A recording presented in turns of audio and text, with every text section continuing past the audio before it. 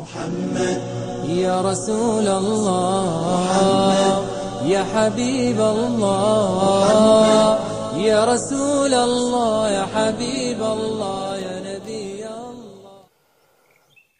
الحمد لله والصلاة والسلام على رسول الله اما بعد. از حضرت عبدالله ابن عباس رضی الله عنه روایت است که فرمودند من روزی از پس پیامبر خدا صلی الله علیه و سلم بر مرکبشان سوار بودم. پیامبر خدا صلی الله علیه و سلم فرمودند ای پسر چند کلمه را به تو می آموزم. خدا را به یاد داشته باش تا او نیز حافظ و نگهدار تو باشد.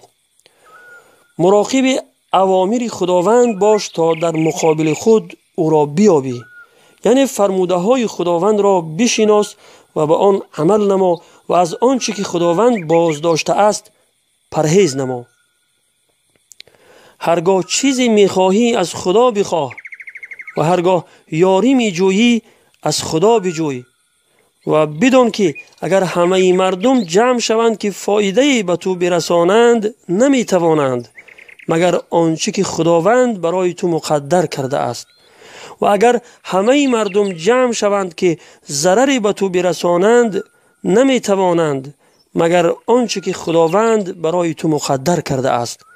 زیرا که قلم‌ها از نوشتن باز ایستاده اند و نامه‌ها خشک شده اند.